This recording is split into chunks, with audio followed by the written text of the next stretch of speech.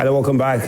Watching Prime Morning. My name is Razak Musbao, and it's good to have you. It's time for us to get into the news flash discussion of most of the stories that have dominated the headlines in the course of the week. And of course, top of the agenda today has to do with that tragedy in Ketekrachi that has, claimed the life of 15 people. And even more tragic is the fact that we have 11 children being part of those who lost their lives. It's just unacceptable, absolutely unacceptable. You look at the numbers, we're talking about 61 people who have lost their lives on that very lake since 2022. It's just unacceptable, and we definitely need to get into it, but we will get to talk about it, and also the National Service Authority scandal and the charges that have been leveled against some of the former directors. But let's get into the newspapers now, and I've got just three of them: the Insight newspaper, the Ghanaian Times, and the Economy Times. Let's just go through that for now. With the Insight newspaper, national security warns chiefs, politicians over meddling in anti-Galamsey operations. Interesting.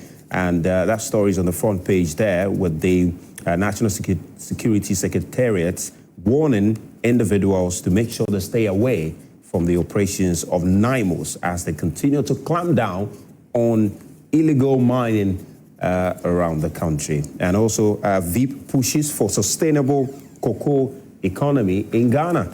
And that's also on the front page of the Insight newspaper. And that is from the Vice President engagement in Germany over the week.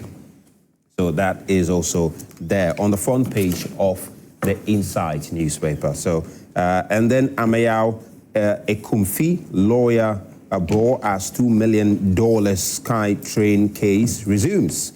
Then Ghanaians question silence of authorities over Hassan Ayariga's threats against Igbo leader. Just on the front page of the Insight newspaper.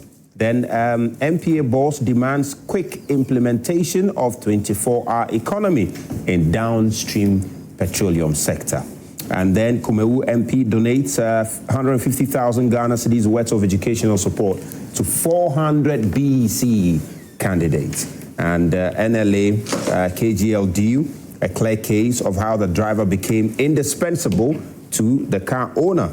That's an article that Razak Kojo Opoku wrote in the Insight newspaper there. So in the Ghanaian Times, you've got on the front page, the president is there with a very bold statement that Ghana to have female president soon, according to President John Mahama. Yeah, has raised some eyebrows and many trying to connect dots. He's not the first person to have said that. Of course, we've had the Education Minister, Haruna Idris, also make similar comments. In fact, he was emphatic, and because he was referring to the Vice President, Professor Nana Jane Opoku-Agyeman. And the President is also throwing in this very leg of the conversation that Ghana will have a female president soon. But how soon? 2028 or beyond? We wait to see. Eje Kojo market fire victims send SOS to government, asking for government to come and help them. And cataract tops blindness causes in Ghana as country struggles to meet surgery target. That's according to the Ghana Health Service. And then relief at last. Got the picture of the health minister, Mr. Kwabena Minta Akando. Yesterday he addressed the press, and it has to do with the unpaid salaries, 10-month unpaid salaries of the nurses. And he gave them a very good news, because he said nurses, midwives are set to receive their 10-month salary arrears, according to the health minister. And he says that the cabinet has approved for those payments to be made, and so the nurses can finally rest and look forward to the payment of their arrears. Quite fascinating. 10 months working without salary. I'm not sure who can survive in such a situation, unless your family is very well to do. If not, it's going to be very difficult. So largely, those are the stories that are dominating. The president is still in China, engaging, the communities there, and getting to pushing for women empowerment and women welfare in China. He also made some very strong call as far as tariffs are concerned, reference to the China-USA tariff war. He's also, made a few comments in that regard. So largely, that's what has been dominating. But the Economy Times, which is largely business, says IMF reposes strong confidence in Ghana's economy as it concludes fifth review of the $3 billion ECF. So that is also here. And Ghana's delegation in the U.S. for IMF World Bank 2025 joint meetings. That is expected to kick off, and the finance minister is going to lead that very Ghana team to Washington for that meeting. So we'll look forward to that also. And Ghana's economy to expand 4.3% as World Bank reviews earlier projection. And so that is also some decent news for Ghana. Remember, World Bank earlier projected some 3.9% growth of the economy, and now they are looking at 4.3%. So a lot of things are happening in the economy, and it seems to be kicking off and all of that. So those are the stories on the newspapers that I've got here. We're going to get into particularly that tragic incident that happened, on the Volta Lake in Kittikarachi. And it's really troubling for me, But in studio with me is Alhaji Alhassan Mbalba. He is the former chairman of NDC UK Ireland chapter. Alhaji, good morning. Good to have you. Good to have you. Good to have you. Good morning to your charities. Wonderful. I've also got Ferry Kofi Ameyaw, following on Facebook, and I see a lot of things that he's been up to. He's in the camp of Kennedy Japan, and he's been busy selling Kennedy Japan's message. Oh, Lord. And we're good to have him on the show today. Very good to have you. I'm glad to be here, sir. How are you? I'm very good. Good to see you. The first time I'm seeing you in person. I've been following you on social media a lot. I'm on it. I hope I'm doing well there. You're doing your very best, I believe. You're doing your very best. How's Kennedy Japan's activities going? So far, so awesome. As we have been saying, it's not just about Kennedy. It's about a crayon call for a change in our political ecosystem. It's a call for a new leadership, a kind of leadership that breeds honesty, discipline into the system. I've indicated that the 2028 elections will not necessarily be about comparison of performance as far as the economy is concerned. I mean, when you look at some of the things that you just read, you realize that the economy is on a good trajectory. And this is as a result of the fact that President Mahama is following the blueprint of the economic recovery program that President Akufo-Addo left for him. If not for anything at all, you can credit President Mahama for at least maintaining the economic, policies that were left for him. And that is why we are seeing the things that we are seeing. We are hoping and praying that he doesn't deviate from what was left for him. So I strongly suggest and appeal to the delegates of the New Patriotic Party that indeed we have an opportunity once again to come back to power. And we can do that based on two pillars. One, to ensure that we are united in our forces, that we are united in our will and our fight to come back to power. And most importantly and critically, we need to bring Kennedy Japan as our flag bearer to win the elections for us. Interesting. Alhaji, let me bring you in. The president's comment on Ghana having a female president soon, clearly in contrast to what Frederick is looking forward to come 2028. Is this something you're also foreseeing? Because it does appear at the moment that's a conversation that is surfacing within your party. Yes, good morning again. It's up to them who they want to elect. And NDC as a party, we have our own systems, though we are a democratic party, of electing our flag bearers. As you rightly pointed out, the education minister said similar things a couple of weeks ago, and the president repeated it in Beijing. We have a sitting female vice president, so naturally, she should be stepping up if that's what she wants to do. But we are not there yet because in our constitution, we elect our flag bearer last year to the election. So per our constitution, our flag bearer will be elected in 2028. 2028, late December 27 or January 2028. But why is President Mahama saying that? He's in Beijing as AU champion on gender. Yeah. And yesterday when I read Dr. Boachi Donka trying to criticize the president for not allowing the VIP to attend or to represent Ghana, which seems to suggest that she's been marginalized. That's not the case because President Mahama is not representing Ghana. He's representing AU at that forum. And Nana Jane Opoku-Agyeman is not the champion of AU on gender. It is President Mahama.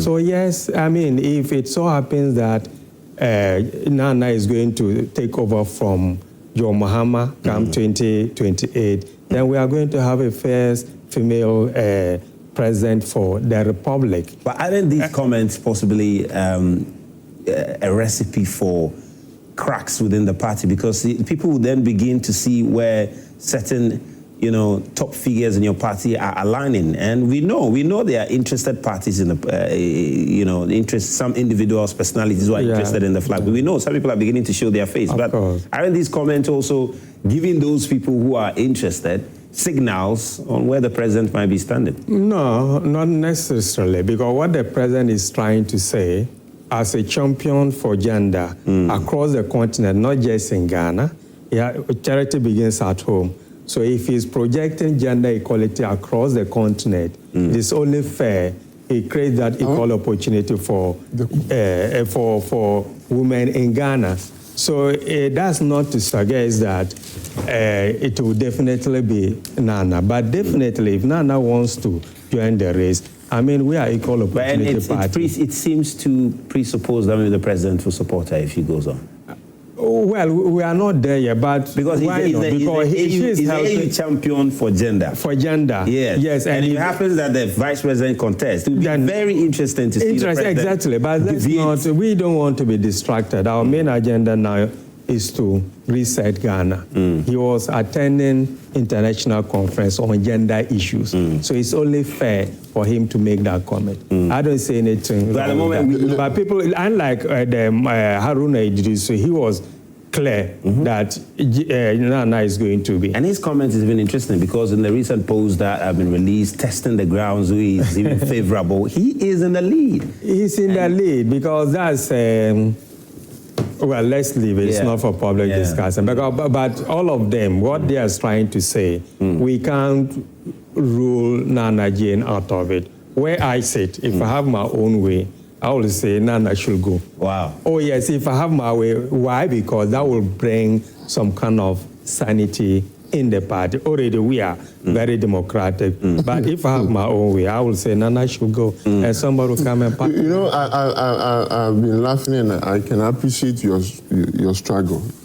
I think in all honesty and with a lot of respect to the president, his comment was not needed, especially looking at the fact that he has only 4 years, and that in the next 2 years, he will be almost a lame duck president because there will be a struggle for power in his party.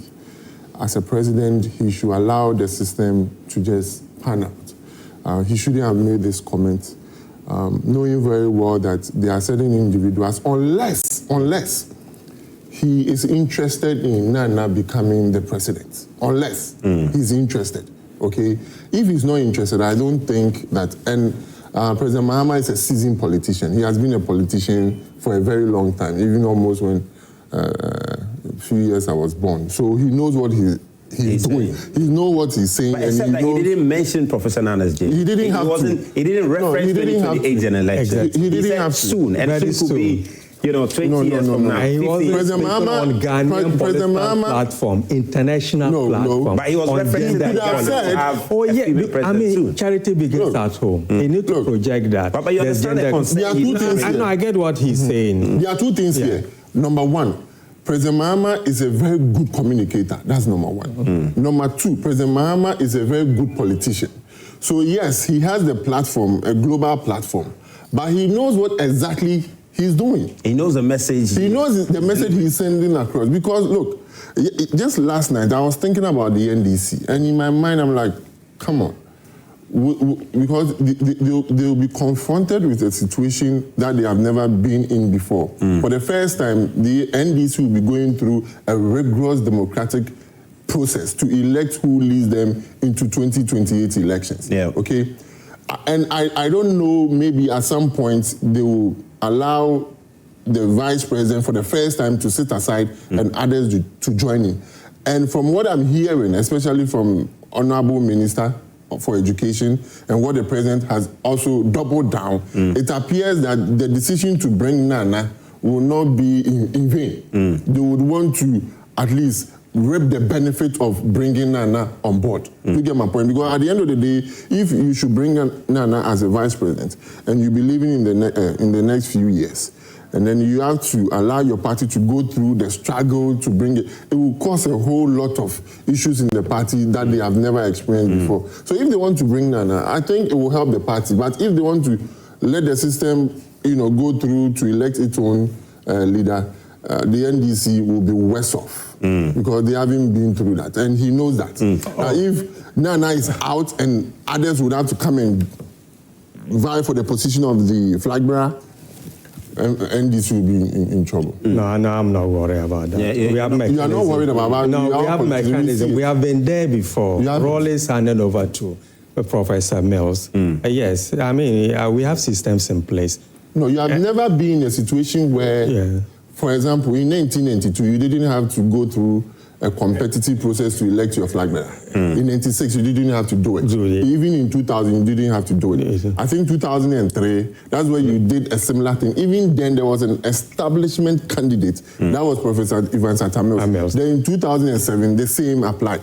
Even in 2012, when there was a competition or an election, even though there was a sitting president, remember when Nana Kunodo-Agyeman contested President, then we had the Fonka games and all of that. So the NDC has not really had a situation where people will come together and maybe it's because they've been able to manage our system. And I'm saying that this will be the first time.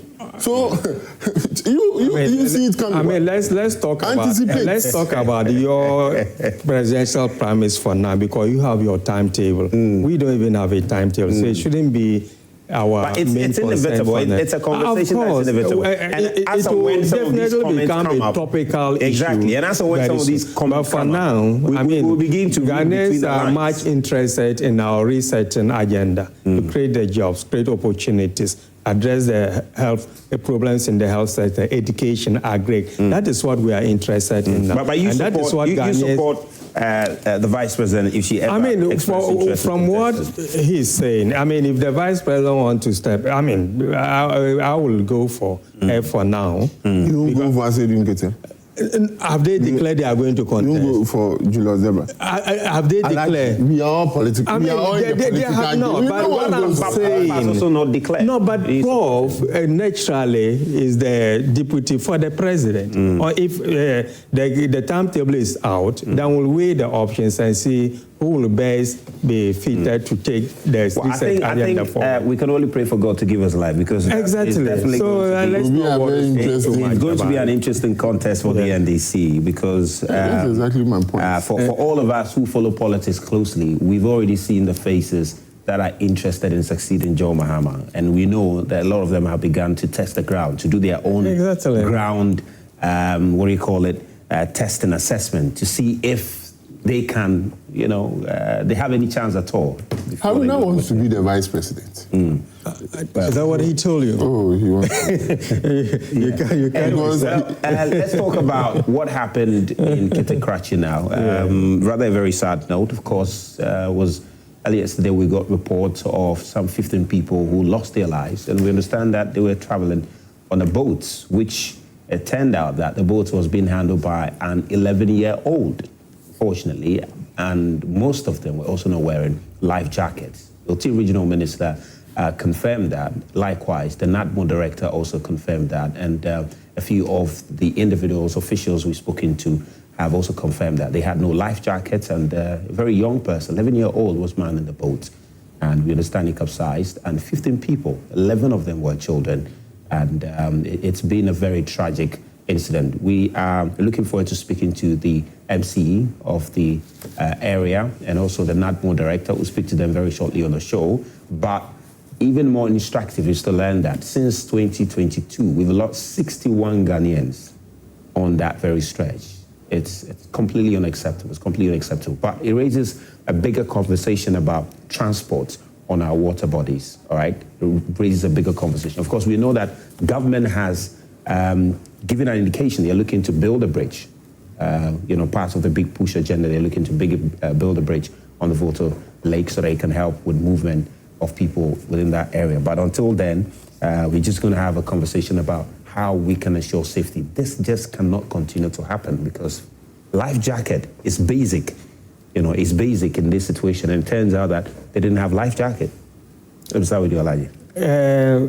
First of all, I would like to join the Vice President in expressing the government condolences to the brave families. It's very unfortunate. It is even more worrying to hear that it was 11-year-old boy who was in charge of that boat. Yeah, well, they said the boat belongs to the father. It's a fishing boat. It's not meant for passengers. For me, number of issues came to bear, which as a nation, we shouldn't go to bed after this incident. We need to put measures in place. First of all, 11-year-old boy is not supposed to be in charge of boat. That's child labor. Exactly. And as a country, we have all the finest legislations on this earth. Because if you look at the 92 Constitution, Article 28 of that Constitution talks about child labor. If you look at the UN Convention on the Right of the Child, interestingly, Ghana was the first country to ratify the UN Charter on the Right of the Child in 1990. Article 38 of that convention also talked about child labor. We have an accelerated action against child labor program of the government, 2023 to 2027. You go to the Children Act of 1998, we talked about child labor. So how come this young boy, who should have been in school, was rather in charge of a boat? Even mentally, is he ready to handle that incident? Because if you recall from the news, according to them, water started coming into the boat, and they were trying to empty it. In that process, they panicked, and that led to that tragic incident. So let's take this as a lesson. Let's set up an investigation body. We understand the Navy and the authorities in the area have begun investigation into the matter. And that's how we even got to know that it was an 11-year-old man in it and a few other details relating to it. Yeah, because what we tend to do, incidents like this, we'll go and investigate. Sometimes we don't even hear the report. And that's it. The investigations will come out with recommendations.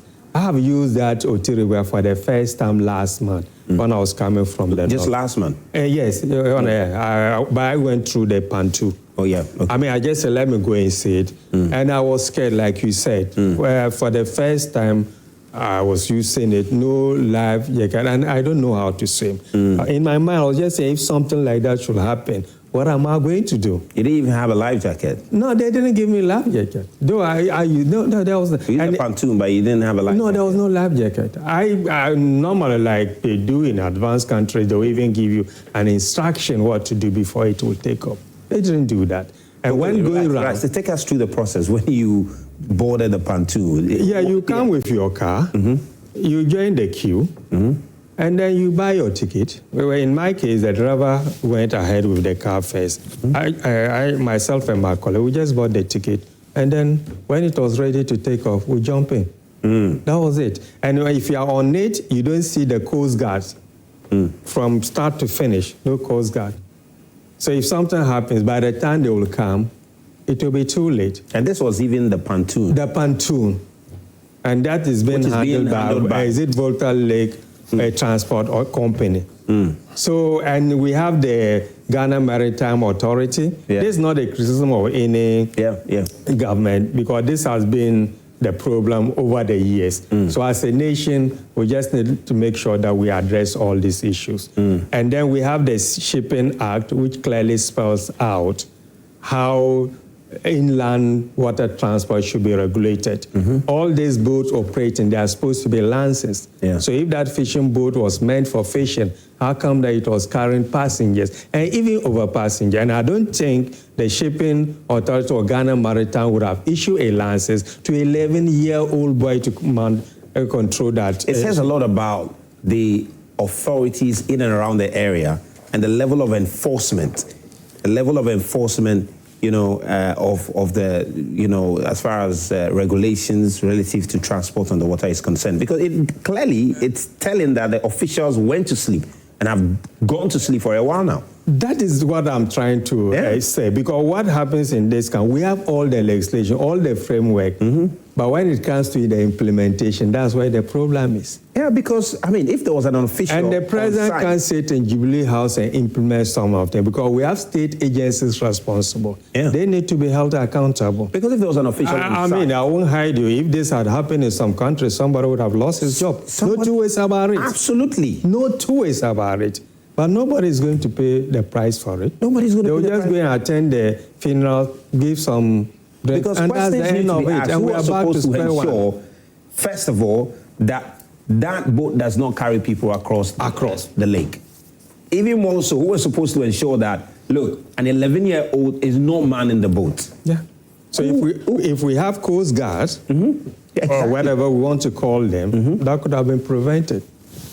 Somebody needs to answer for that. Somebody needs to. The police, I mean, the Navy, they are not in charge of enforcement of rules, but they are just to patrol. But the Ghana Maritime, if we don't have staff doing it, it's about time we train, because it's about creating jobs so that people will be properly trained to make sure that some of these people who are not qualified to man boats would not be doing controlling boats on such high-risk lakes. In fact, let me just bring you in, because sometimes I look at these stories and I just wonder, is it the case that in this country human life is not prioritized that much? Is it the case that we are sometimes a bit relaxed on the value that we put on human life? Sometimes it really bothers me.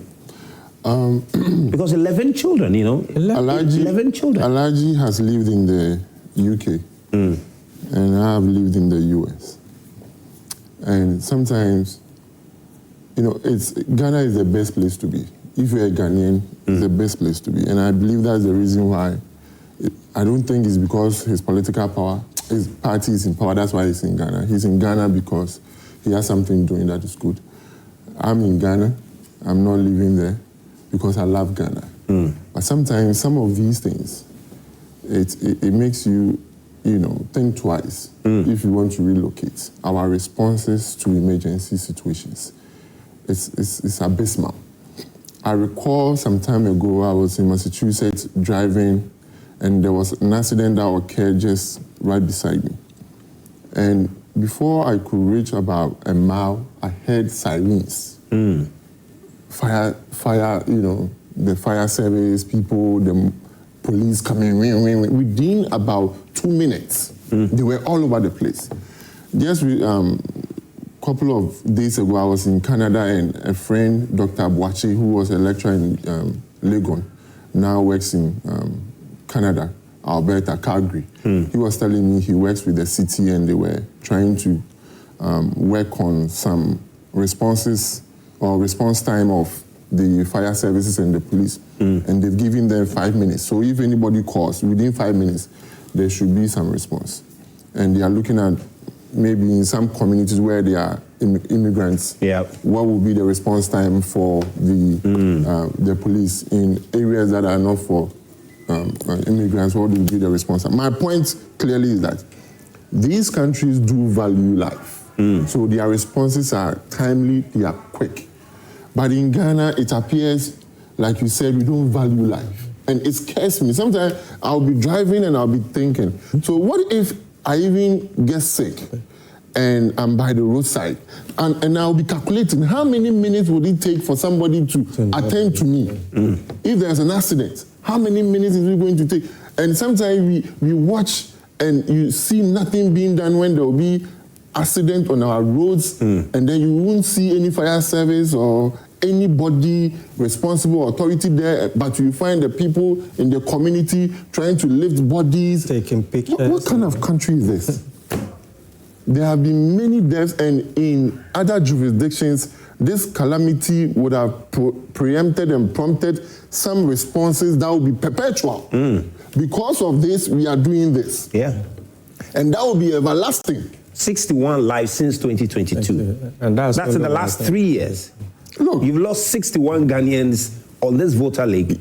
And here we are. We're still counting dead bodies. Yesterday, when I first heard it, when I was on Joy AM, and I was like, wait a minute, what is this?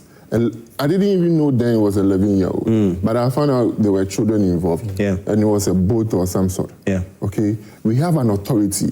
About in 2019, when I was with the UN, we had something we call the voluntary national review of the UN. So the UN gives opportunity to the 8 member states to come and share with the member states as far as what they have done for their country socio-economically.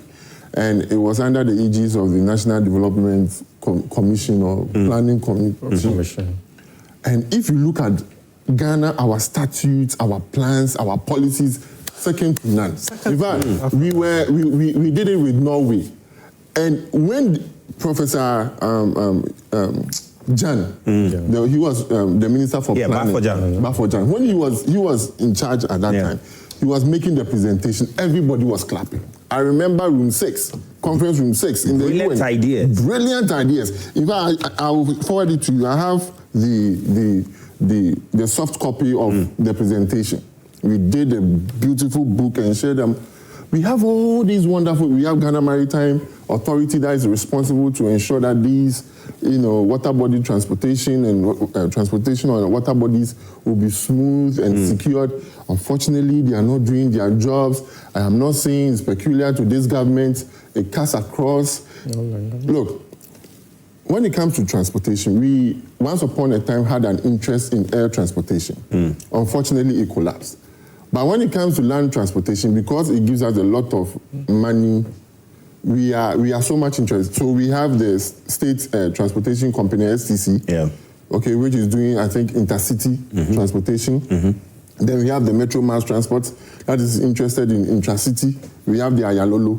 Why is it that we are not interested in transportation on our water bodies? Why is government not interested or will invest in our water body? For example, providing pontoons in areas that really need it, or boats, as many as possible. And ensure how much would it, or two, as many as possible. How much would it cost government? How much would it cost government to buy pontoons to ensure that maybe when you are going to the Ketekrachi area, the Afran Plains area, where they really need it, and to some of these communities, it's their only way of transport, their only means of transportation. And I'm told these people were going to a funeral. And because probably it was late and they had to come, everybody wanted to be on board. Because they were limited, if not only one, there were limited number of boats available for them to do it. So why are we not so concerned? And this is not just about what has happened. It cuts across board. And I am sorry to remind the families of our 8 departed heroes and gallant gentlemen who lost their lives when they were going to fight Galamsey.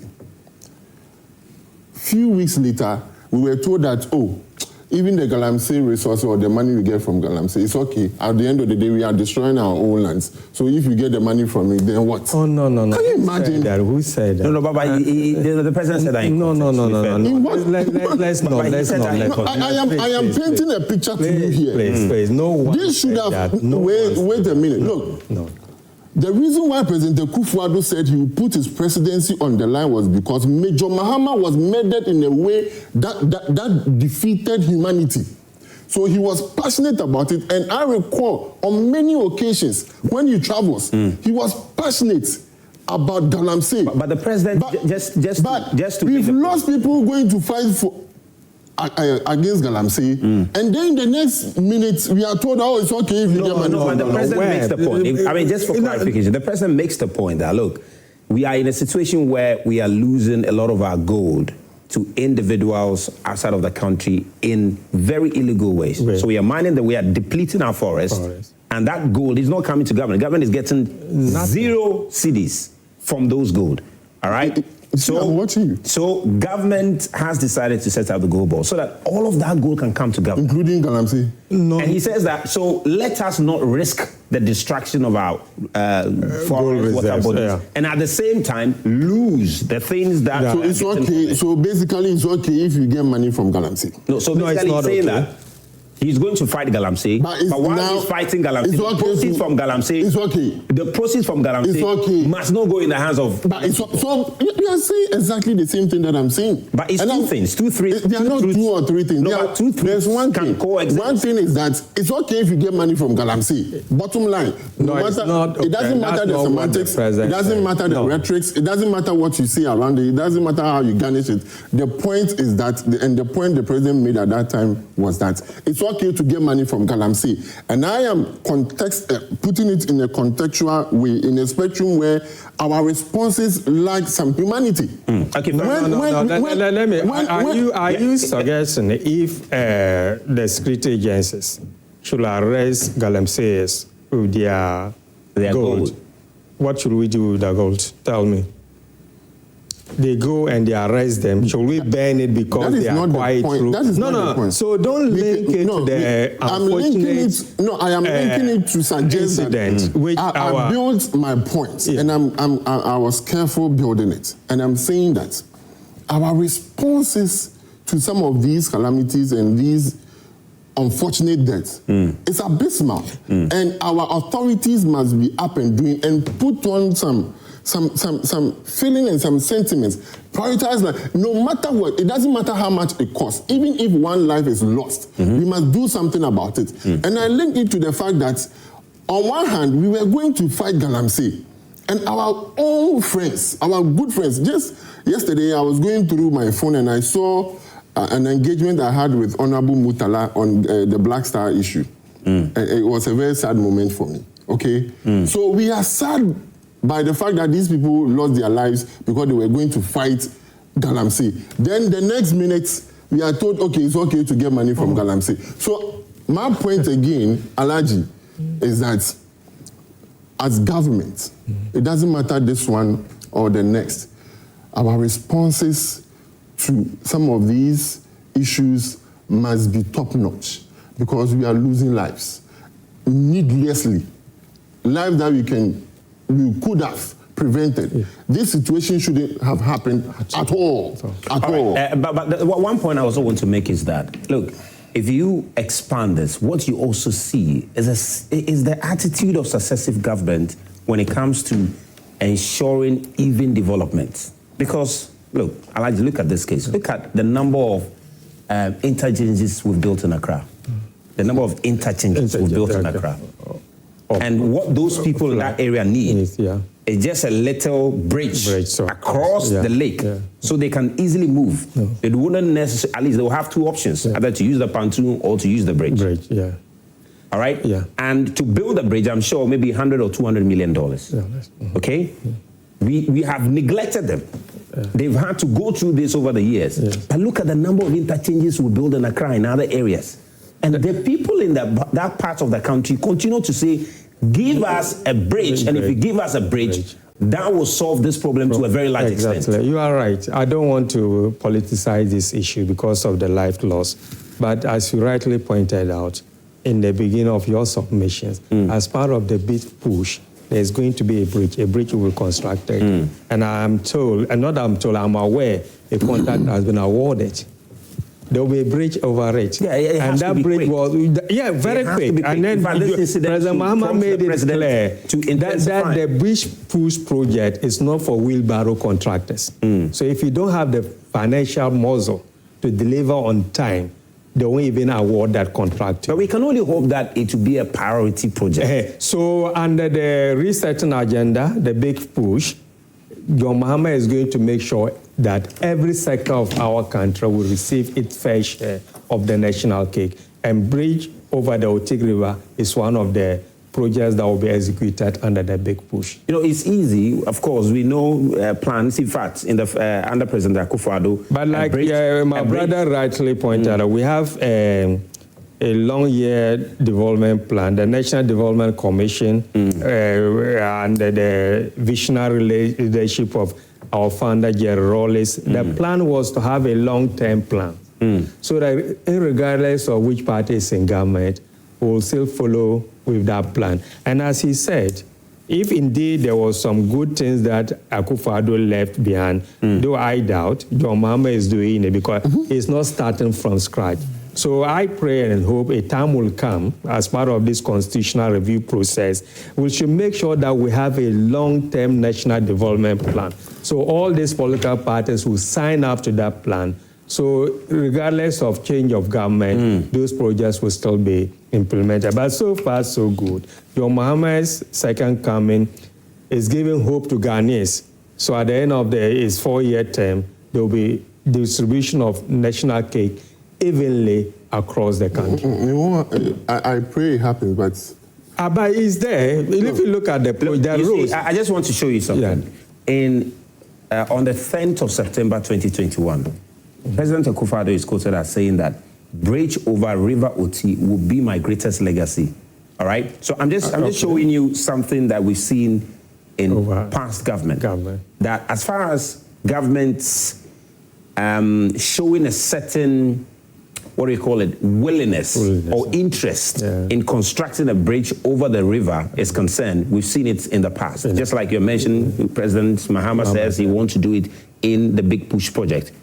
This is the first time we've heard governments indicate that they want to do it. But we are yet to see it. It has not been prioritized. You are right. President Akufo-Addo just mentioned it, but I don't think a contract was awarded. We are at a stage where a contract has been awarded to a contractor. I think, is it Marapoma? Yeah, I am aware a contract has been awarded for construction of bridge over that thing. So we have gone a step ahead. And as I said, such projects is not for wheelbarrow contractors. Those who can really deliver. If you don't have the financial muscle, don't waste your time and waste Ghanaians' time. Lives are at risk. So we need to take measures to address them. Razak, look, you see, I make the point, and I will emphasize, that we need a certain kind of leader, okay? We must change the way we govern this country. We must have a leader who has a compassion, who is sensitive to the needs of the people, whose responses really display the fact that, look, I care, I love you, and I'll be there for you. Until we have that kind of leader, they will always look at people as electoral numbers. Okay, they will look at, of course, we have limited resources. So if I do this, where would I get the vote from? If I do that, would I get the vote from here, or would I get the vote from there and all that?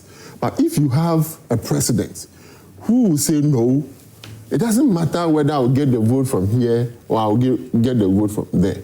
As long as the people need it, I'll go and deliver and do it for them. And that's why some of us, we are passionate about the Ken agenda. Because clearly, this is a man who has demonstrated that he cares about the poor. He cares about the vulnerable people. He cares about the ordinary people. But he's been in the party, which he has not been a president. No, but he's been part of your party, a key member of a party, a senior member of the party, which has, of course, administered this country at least for the last 16 years. And in the specific case of this very Oti River, it has not been constructed. Look, in the 16 years that your party has been in power. And he's been there's no government in the Fourth Republic that has built more bridges than the Akufo-Addo administration. Again, it's a fact. There is no government in the Fourth Republic that has done more infrastructure than the Akufo-Addo government. In fact, just recently, there was a survey, or not even a survey, there was a report of where we are doing 14% less of our infrastructure. No, I don't want us to go back to... He asked the question. I'm not addressing you respectfully. I'm, responding to his question. Again, Kennedy Ohene Japan, okay, has not been a president before, not even a minister. Of course, he is influential, or he was influential in the government. There's no doubt about that. But even as an individual, without government resources, he has demonstrated that he cares. Go to 37 military hospital, their cardio center, what he is doing for them. Go to Konfanochi, what he did for them, and many other things that he did. For example, when our women, our young men were stranded in, I think, either Qatar or Kuwait somewhere, he organized resources to bring them back home. So I am saying that, not sounding too partisan and too political, it's about time that we have a president that will govern this country with some sort of business entity mindset, a mindset where everybody must benefit from the resources available to the country. You don't see that when what Major Mahama is doing. But no, it's not just about... checking. The president didn't even indicate that the soil is going to be cut for that project to begin sometime, hopefully before the end of this year. The OT River. On the OT River project. And you don't see any of that in the presidency? That's not the point I am making. My point is that, again, I built my argument carefully, and that is the fact that our responses to emergency is the response. As for this infrastructure, one way or the other, we will do it, and we must do it.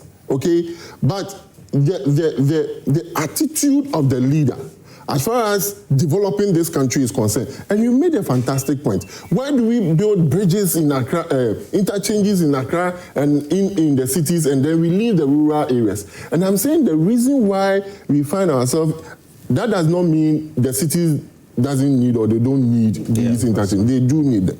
But at least, if you want to see a better response to some of these calamities, we need a president that has the heart and the passion for some of these. And sometimes I think about these things in this way. Maybe Elijah can come in on this.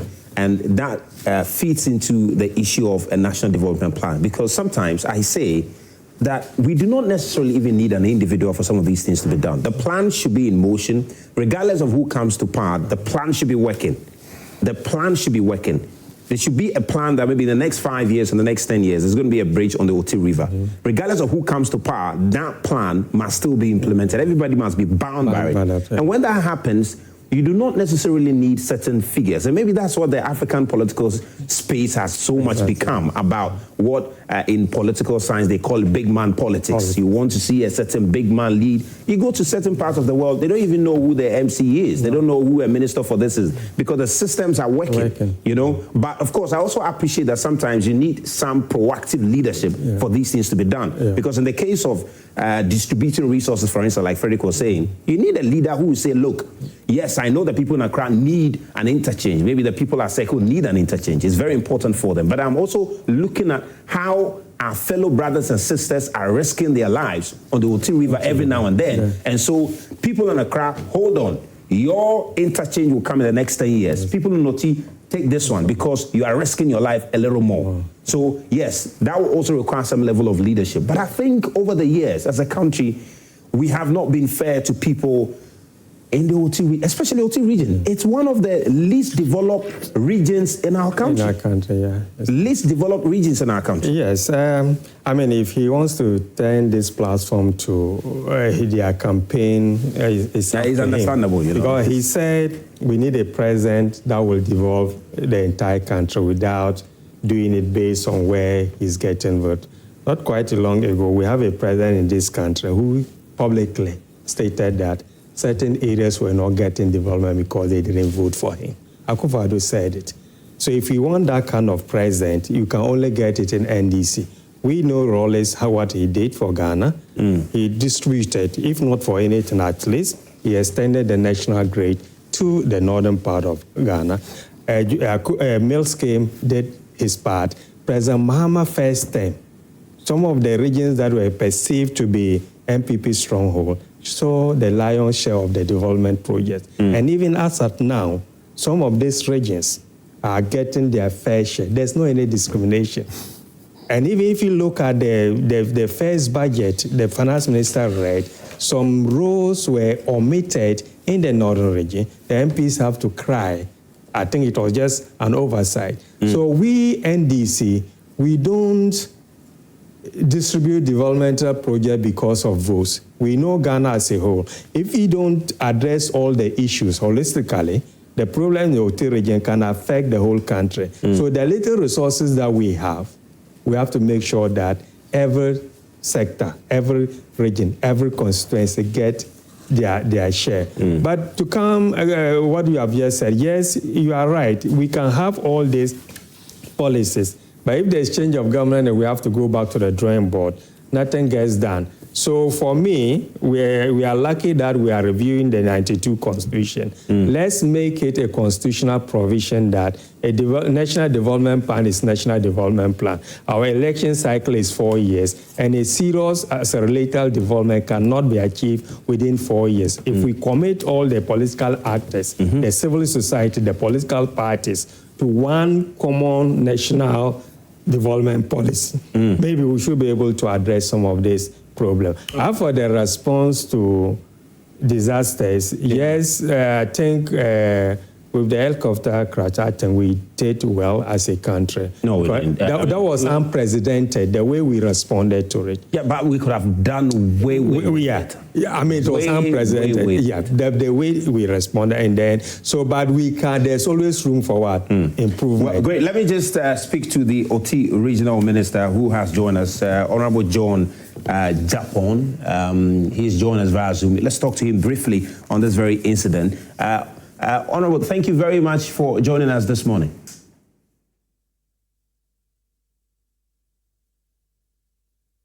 Honorable, please, if you can unmute yourself so we can hear you.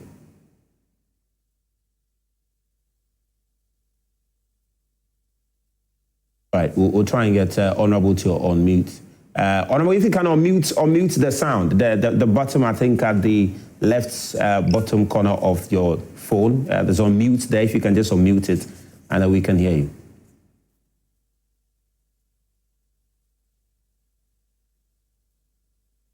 Honorable, you have still not unmuted, so we are struggling to hear you. We will not be able to hear you if it's not unmuted. So we'll try and sort it out. I'm sure the producers will try and help so that he will unmute and we'll hear from him. He's the OT Regional Minister, Honorable John Japon. He's been, leading the response to this to ensure that. All right, Honorable, well, we have you now. Thank you very much. I hope you're doing well, sir. Thank you. Yeah, good morning. Good morning, sir. I hope you're doing well. I'm doing well. Well, we thank God. We thank God. We thank God. I mean, what is the latest relative to the incident that happened on the Voter Lake? What can you report? We know that 15 people lost their lives. We know that at least 11 children were on that very boat. We know that an 11-year-old apparently was manning it, and we know that some investigations have started into what could have, accounted for it. What is the latest you can share with us? Yeah, the latest is that, let me give you the latest update. Unfortunately, there were 24 people who joined the boat at Okuma, going for the funeral at Debume. And the 24, when the boat capsized, 16 of the people lost their lives, and 8 of them survived. Yeah, that is the latest news. So there were 16. There were 16 who lost their lives. 16 that lost their lives, and 8 survived. 8 survived. 4 adults and 4 children survived the accident. And from what you have picked up, what was the exact cause of the incident? The cause was that the boat was overloaded. A family members of Okuma were going for a funeral at the Bume. On island. These are all islands. The Okuma is an island. Then the Bume is also an island. So their parents left in the morning, and these guys start thinking that they should also join their parents. Then they overloaded the boat. The boat should have taken only 10 people. It took 24 people. And that caused it capsized, and we lost 16 people, and 8 of them survived. Yeah, it was because of the overload of the boat. We understand there were some concerns also about the absence of a life jacket. Can you also clarify that for us? I think I've said it in my presentations all over, that it is very, very difficult to appreciate what happens so far as life jackets are concerned. As much as we educate the users of the vote.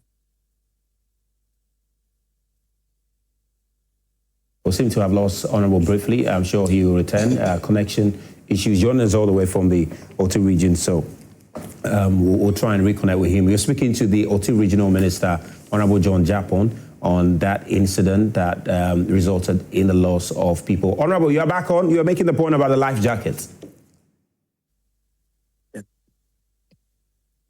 Yeah, they will never use the life jacket. You give them, when they come and take it, they go and put it in the houses. They never use it. They will never use it. Even when you come to market, they won't use it. So, we have put a task force in place. If you join a boat and you come to Dambai or elsewhere, and we don't use you using a jacket, we'll arrest you and take you to the police. I mean, they never want to use it. You will not understand. You will not understand whether they are life jacket phobia or whatever it is. They will never use it. We have educated them so much. We have tried to enforce the laws, but you will never hit to it. And the unfortunate thing is that these people stay on islands. It's not like they all stay at one place. They stay on islands. In the Water Lake, we have over 130 islands on the Water Lake. And they use the boat to farm. They use the boat to school. They use the boat to churches. They use the boat to funerals. I mean, they are on the island. So almost every day and every time they use the boat to do one thing or the other. But so Honorable, I mean, if that's the case, that the boats is their primary means of transport, I mean, clearly, I'm just wondering what exactly it is that we can do to help them as an alternative means of transport beyond the boats. Because if there's an attitudinal issue relative to the use of life jackets, we clearly can save them. What alternative do you think can be provided for them as a means of transport? Thank you very much. The alternative I'm using that the Water Lake transport should do something. The Water Lake transport, we have that group.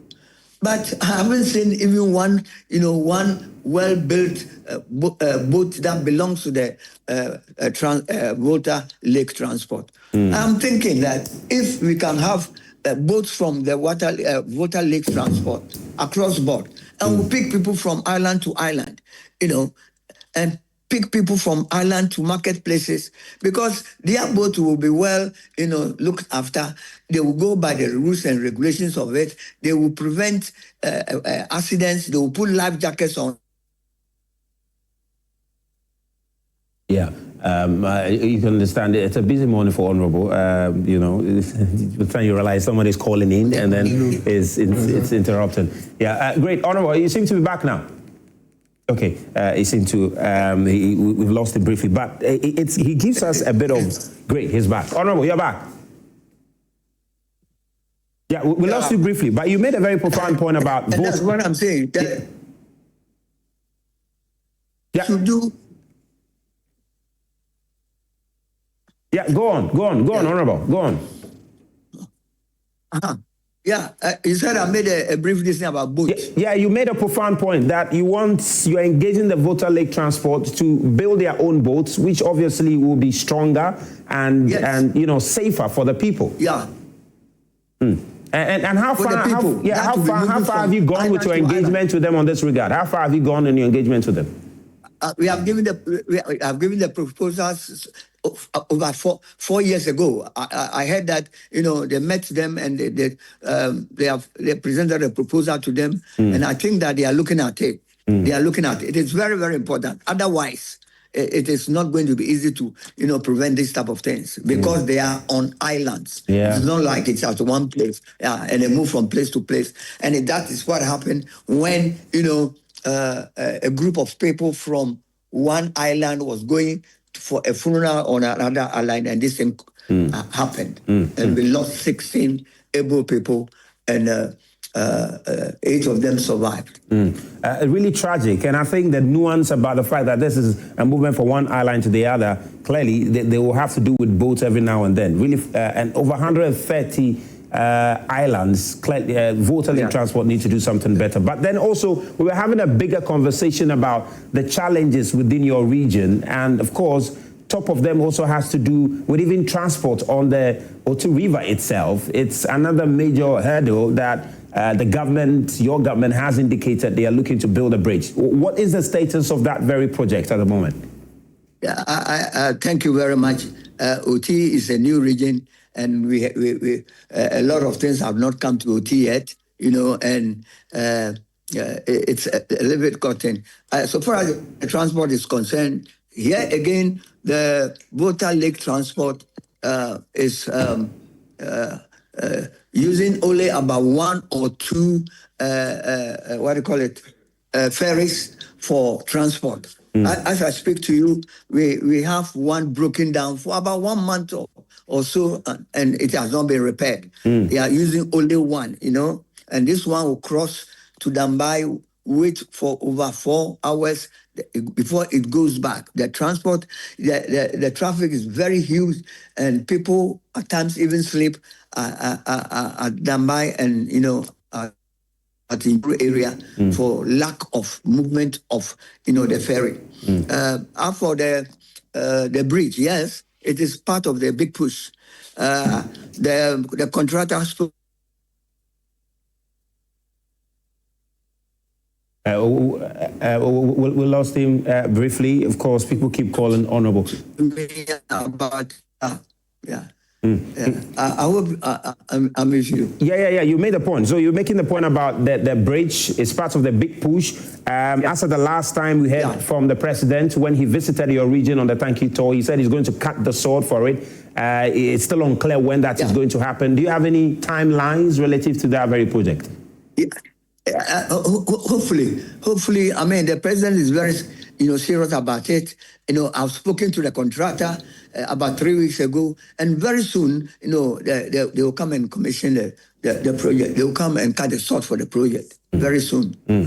Well, Honorable, just to disclose that I am also from your regions, precisely from KJB. So I'm very interested in development of the region, and we're hoping that particularly that bridge will be constructed and a few other needs in the region will be dealt with. Even also has to do with roads. The roads in our region, Honorable, is not in the best of shape. Do you have any plans to share with us in that regard? You are from KJB? Yes. I'm also from KJB. Ah, well. I used to. This whole much. Yes, someone said this whole much. In fact, I'm precisely from Dodim in Passam, just before Pastor Cement. Well, say it again. Yeah, I said I'm precisely from Dodim in Passam, just before Pastor Cement in the KJB district. Oh, okay. Thank you very much. It means you are my constituent. Yes, sir. I am your constituent. And I was just asking you about the plans for the roads in the area, because the region, it has so many challenges with roads. Yeah. The road from Jasika to Domanko is in a very bad state. That is also part of the big push. And I'm very sure that as soon as possible, the contractors will come on board to start the Jasika and Nkwanta Domanko road. It is very, very important for Oti. That will open up Oti if that road is constructed. And I'm very sure that it will be done very soon. Honorable, thank you very much. And hopefully when we visit the region, we can engage you more. Thank you very much. Yeah, very soon. Yeah, Honorable, you want to say something? Well, I think he's gone. That's Honorable John Japon, is the Oti Regional Minister. And yeah, you wanted to say something. Yeah, I want us to touch briefly on. Honorable was talking about Volta Lake Authority. I don't know if you have been to Venice in Italy. No. Like, they have islands, but what they have done, they have turned it into tourist attraction. I've gone there for tourism. So can you imagine 130 islands? Island. And the tourist potential. It's small island. We spend almost a week there, moving from one settlement to another, using boat. Wow. So their main transport is what? The boat. And it's the local authority in that area that is responsible for that. Yes, maybe, I wouldn't say a district will be too small, but Volta region or T region can look for foreign what? Investors. Come into partnership with them. After all, under the 24/70 policy, we made it clear that there will be injection of what? Foreign investment or private investors. Instead of sitting down always expecting the central government to attend to all our needs. Because if they do that, it's going to create job opportunities for the residents in that region. Yeah. And it will also give income to what? The local authority or the region. You can imagine if these tourists come. But if there's no safe transport, who is going to risk his life to come there for Exactly. This is brilliant. That's something that we can look into. We just want to touch briefly because we will have to make way for the next segment, hopefully in the next 10 minutes. But we just want to touch briefly on what the Attorney General has done, and that is also captured in the news, having to do with the charges that have been leveled against the former directors of the National Service Authority. We understand this is part of government's oral agenda. Of course, Domilevo, the former Auditor General, raised questions about government seeming cold feet in proffering charges against certain individuals. Then yesterday we heard that the former National Service Director, in excess of 300 million Ghana cedis of what do you call it, loss to the state, he's been charged, and also the former Deputy Director, in excess of 30 million Ghana cedis, has also been charged in that regard. If you look at the details of the charges, it's really, really interesting, really intriguing how, you know, at the moment, these officials allegedly engage in those things. Especially in the case of the Deputy Director, you know, setting up a company, according to the Attorney General, he had the driver of his mother's name being used as one of the owners of the company, used it to get a loan, and in excess of 9,000 ghost names were used as collateral to get that loan, and it raises serious questions about fraud and all of that. So that's what the Attorney General has done. And let me just come to Frederick now. Frederick, let's just touch on this briefly, then we can wrap up. And government says this is them fighting corruption. This is them executing their oral agenda. Well, I think if and when you are appointed as a public servant, it comes with a responsibility, and that responsibility eventually will come with an accountability. So if you've ever served and the public pairs you were in charge of it, definitely one day you would account for it. In fact, you account for it every now and then because there's public account committee, there's an audit service and all of that. But of course, when there's a new government in its attempt to fight corruption, definitely they will start looking into some of these areas. And even the President Akufo-Addo, when he was leaving office, you understand, he engaged his appointees and told them when the time is up, when you are called upon to answer, make sure you avail yourself. It's inevitable. And we are all well aware that there are even many former ministers of state or officials of the former government that have been reporting to the CID or police or one investigative body or that. That's not even public. So for me, the two individuals, former officials of the National Service Authority, will have their day in court. So that's why I wasn't so much enthused about the Attorney General when he came publicly to, you know, prosecute them in the media. So he was telling Ghanaians how far he's gone with his investigation, carrying Ghanaians along. This is what he's supposed to do. Charge them, let them have their day in court, and then they will go and defend them. But then he raises questions about your government. He raises questions about the government, which you were a part of, and what happened then. I mean, it indicts your government if these things were true. Look, let's allow a court of competent jurisdiction to pronounce judgment. We were told about the Edubuahin incident that the crux of the issue was that he was supposed to have purchased an equipment for the Signals Bureau, and he didn't do it, and he misused the money.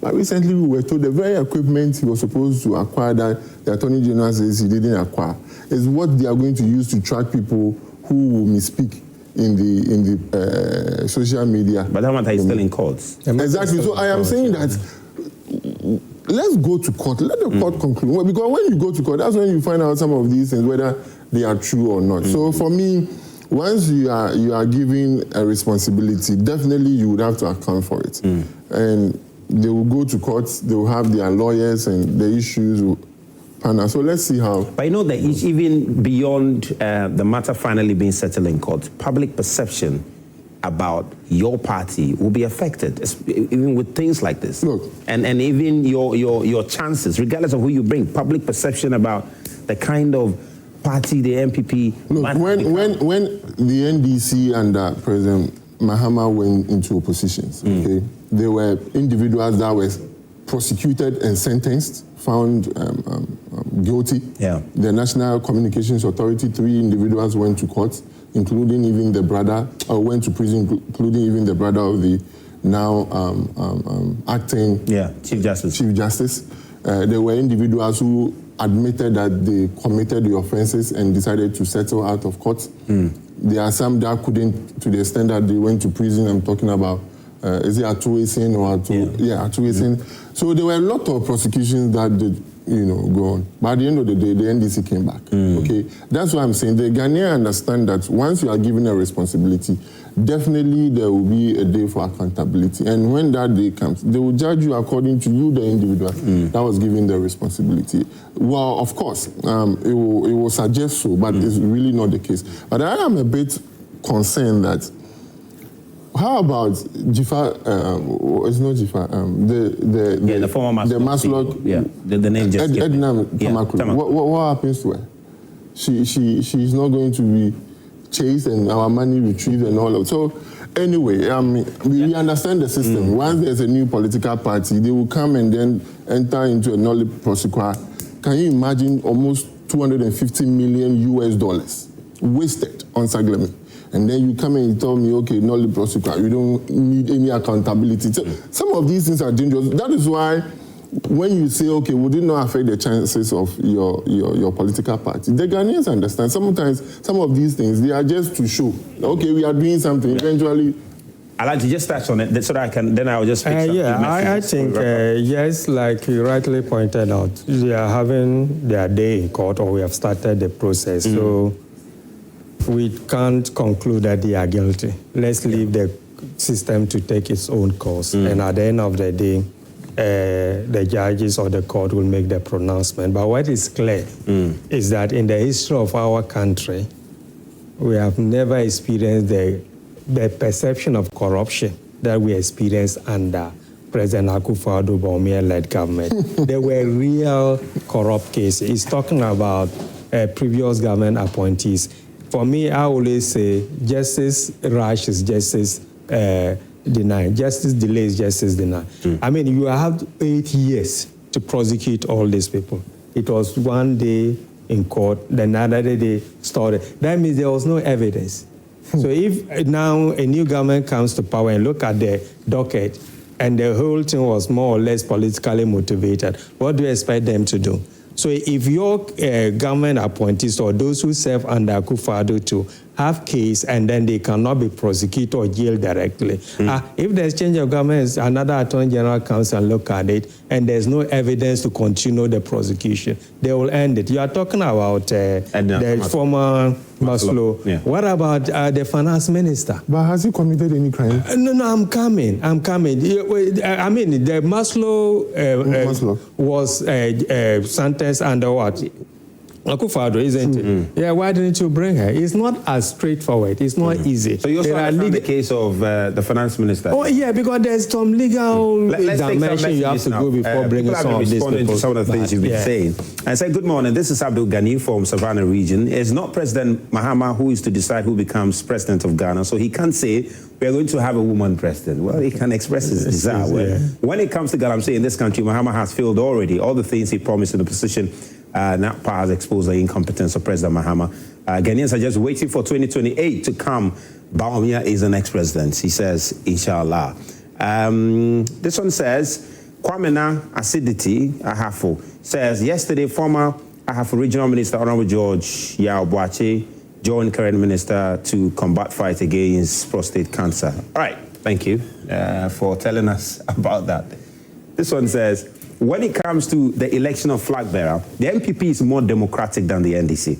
Alhaji Alhassan should check and come back again. His party, NDC, is not known for election of presidential candidates. Sometimes they even do yes or no to select their candidate. They have the record of disqualifying aspirants and manipulating registers to favor one candidate. We know their history. Let's give time some time. Anyway, Dr. Bawumia is the one who will lead us to victory come 2028. Well, Frederick clearly does not agree with you. That's cool. The government led by President Mahama will soon clear all the Galamseyers from our forests and water bodies, looking at the measures they are putting in place. I have no doubt in my mind that the current NDC will stop or drastically reduce Galamsey activities in the country, he says. Well, okay, great. This one says, the fight against Galamsey in Ghana demands collective action and accountability from politicians and traditional leaders. The health of the country's water resources, agricultural productivity, and overall environmental sustainability is at stake. All right. This one said, good morning, hosts and your panelists. Ameyaw is interesting. He says he even goes, you really think he thinks about NDC all the time. This clearly shows the NDC remains the most formidable and attractive political party in the world. Interestingly, the MPP has now assumed the role of spokesperson for His Excellency John Dramani Mahama, trying to interpret everything he says. The NDC have always believe in democratic principles, and nothing, absolutely nothing crafted by the MPP will distract John Mahama. And I'm sure it has to do with the candidacy matter we were talking about. It said Dr. Bawumia is the best that the MPP has to offer. He will be the best candidate with the most excellent human relations. That's the hallmark of a president in any democratic government. Find out why Jimmy Carter and Obama were and still are so much loved. They have diplomacy and excellent relations. Okay. OPK Voices, Guaso says, Dr. Digitalization Bawumia is coming. Okay. People are using the things, using the messages to do their own campaign. Okay, President Mahama's government isn't relenting in its effort to pursue corrupt officials, both from past and present administrators. This demonstrates a firm commitment to protecting the public purse and upholding accountability. The charges being filed against the NSS officials are indeed a step in the right direction. I urge the AG to expedite the prosecution process to sustain the confidence that the Ghanaian people have reposed in the current government. Interesting. This one says, Alhassan Sese from Zainu said, let me use a medium to extend my condolences to the good people of Kete and to say that the boat owner overloading the boat shouldn't go unpunished. Because it's about greed of money, and that is costing some of the things. Being Galamsey, where criminals endanger all of us lives in search. Okay, great. That's another interesting point. It said from Gasti Man Brekum, the NDC is quick to criticize the MPP over unity, yet just 9 months into power, their own leadership struggles have begun. Ironically, none of their contenders seem capable of beating Dr. Bawumia in 2028. Instead of fixing their mess, they keep focusing on the opposition. Our country is in a mess. Yeah, they are interested. Interesting. So a few more messages have come through related to what all that has happened. Someone said when we read your messages, you should mention your names. We mention your name now. What Master Planner, Junior. We mentioned your name. He said, it's not surprising the Attorney General didn't update us on the issue of Honorable Joseph Yamin and Abanga allegedly involved in Galamsey. Okay, this was not today, apparently. So basically that's it. That's it. Let's see how the case will travel in courts. And as my panelists have said, we'll have their day in courts and we'll see what the courts will say. Sometimes these cases can drag.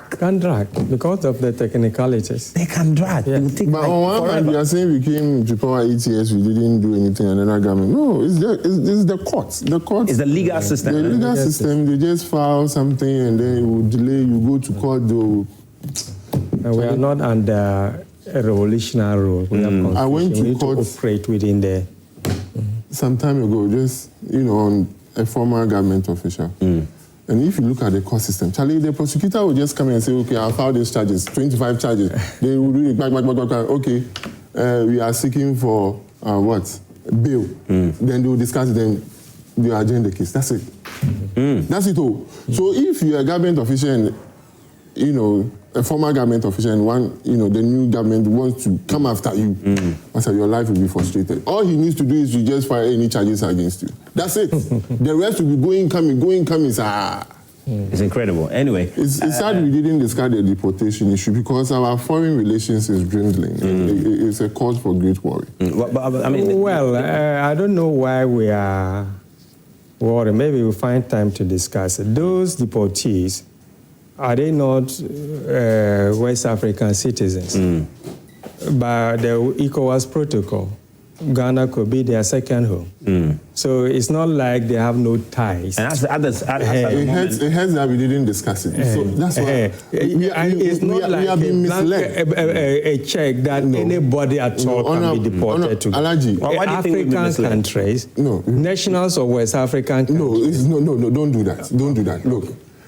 The U.S. has a law in its Immigration and Nationality Act, Section 1158. They call something third country deportation. So it's a law that exists that, okay, if you are on a removal list, okay, you can choose to go to any of the countries that have come to them to say, okay, you can bring them. So one, it's not like a novelty that Ghana decided that because these people are West Africans out of humanity, brotherliness. No, that is not true.